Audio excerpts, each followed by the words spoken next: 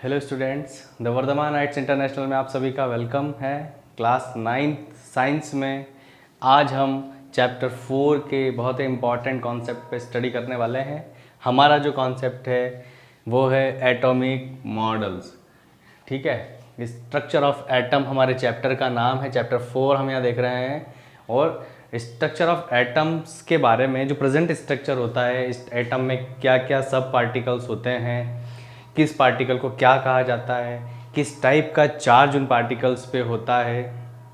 ठीक है, उसके अलावा इलेक्ट्रॉनिक कॉन्फ़िगरेशन है, या जो सब पार्टिकल्स हैं नॉर्मली इलेक्ट्रॉन्स, प्रोटॉन्स और न्यूट्रॉन्स होते हैं।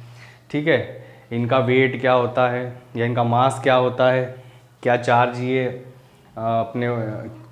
ये रखते हैं, क्यों पॉजिटिव बोला जाता है, क्यों नेगेटिव बोला जाता है, वो सब हम स्टडी कर चुके हैं इसके प्रीवियस लेक्चर में। तो अगर उससे संबंधित कोई भी डाउट हो तो आप वो लेक्चर ज़रूर देखें, उसके बाद ही इस लेक्चर पे आएँ। इसके प्रीवियस लेक्चर में हमने जो भी पढ़ा तो एटम से रिलेटेड पढ़ा।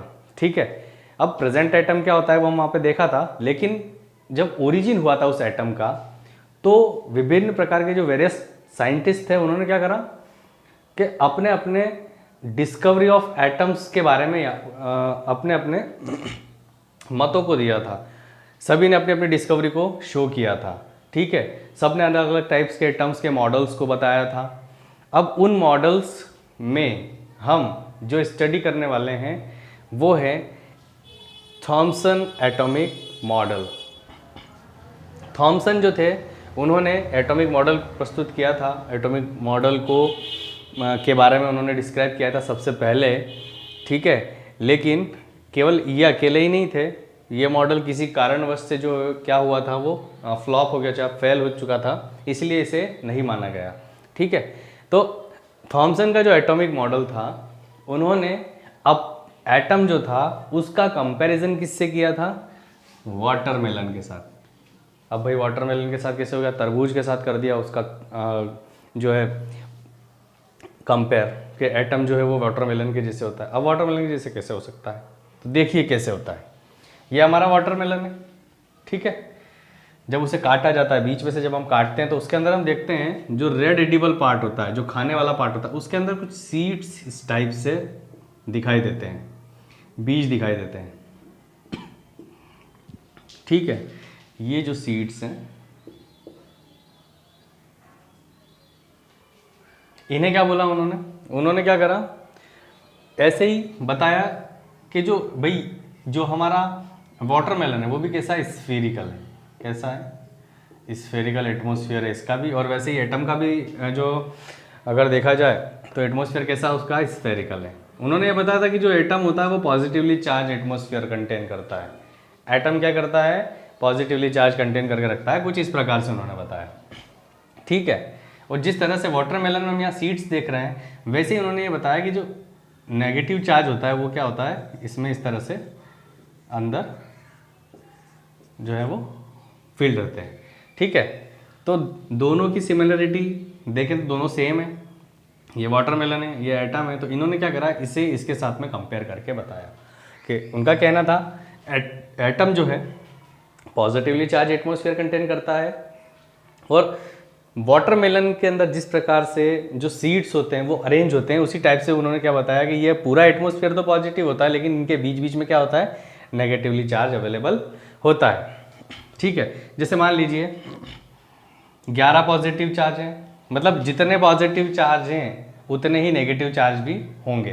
तो मान लीजिए 11 पॉजिटिव चार्ज हैं और 11 नेगेटिव चार्ज हैं, तो ये दोनों दूसरे को क्रॉस कर देंगे, मतलब टोटल चार्ज क्या हो गया? 0 हो गया। तो इस चार्ज के बेसिस पे हमने देखा कि जो एटम था वो क्या हो गया? इलेक्ट्रिकली न्यूट्रल हो गया। तो उनकी जो थ्योरी थी वो क्या बोलती थी? Total magnitude of positive charge, मतलब जितना पॉजिटिव चार्ज का मैग्नीट्यूड है वो किसके इक्वल होता है?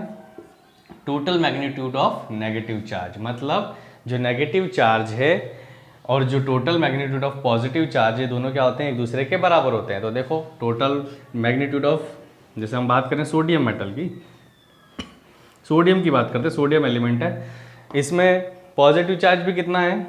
11, और नेगेटिव चार्ज भी कितना है? 11। ठीक है। तो ये दोनों एक दूसरे को क्या कर रहे हैं, न्यूट्रल कर रहे हैं। ये केवल समझने के लिए बता रहा हूँ मैं आपको, ठीक है, क्योंकि इसका इलेक्ट्रॉनिक नंबर क्या होता है 11। जितने इलेक्ट्रॉन्स है उतने ही क्या है इसके अंदर प्रोटॉन्स है, प्रोटॉन्स। अब क्या हुआ, इलेक्ट्रिकल क्या हो गया, टोटल चार्ज 0 हो गया, मतलब एटम को क्या बता दिया उन्होंने, इलेक्ट्रिकली न्यूट्रल बता दिया। तो थॉमसन का क्या कहना था, थॉमसन का कहना ये था कि एटम जो होता है वो वाटरमेलन के जैसे होता है, और पूरी तरह से पॉजिटिव एटमॉस्फेयर होता है। वाटरमेलन को जब कट किया जाता है तो जो रेड एडिबल पार्ट होता है, जो खाने वाला पार्ट होता है, उसके अंदर हम छोटे छोटे ब्लैक या ब्राउन कलर के सीड्स देखते हैं। उन सीड्स को उन्होंने नेगेटिव चार्ज के बिहाफ पे समझाया, और पूरा जो एटमॉस्फेयर है वो कैसा बताया उन्होंने, पॉजिटिव बताया। अब कहने का मतलब ये है, जो total magnitude of positive charge और total magnitude of negative charge, ये दोनों क्या होते हैं, इक्वल होते हैं। अब अगर ये दोनों इक्वल हो रहे हैं तो दोनों एक दूसरे को क्रॉस करके क्या हो जाएंगे, न्यूट्रल होंगे। तो थॉमसन ने क्या बताया कि जो एटम होता है वो इलेक्ट्रिकली क्या होता है, न्यूट्रल होता है। तो ये था हमारा थॉमसन का एटॉमिक मॉडल। अब इस तरह से तो अरेंज होते नहीं, क्योंकि हमें प्रेजेंट डे के हिसाब से अगर देखें तो एटम का स्ट्रक्चर कुछ डिफरेंट ही होता है, ठीक है, और वही ओरिजिन में है और उसी को मानना सभी के लिए कंपलसरी है। तो इलेक्ट्रॉन का अरेंजमेंट ऐसा नहीं होता है प्रेजेंट एटॉमिक स्ट्रक्चर को अगर हम देखें तो, पर उन्होंने ये थ्योरी सबसे पहले दी थी, इसलिए हमें ये थ्योरी को पढ़ना जरूरी है। ठीक, क्वेश्चन आता है इसके ऊपर कि थॉमसन का एटॉमिक मॉडल को एक्सप्लेन कीजिए, तो इस टाइप से हम एक्सप्लेन कर सकते हैं। अब अगला जो होगा हमारा वो होगा रदरफोर्ड का मॉडल एटॉमिक, जिसके बारे में हम चर्चा करेंगे अगले लेक्चर में। So thank you very much.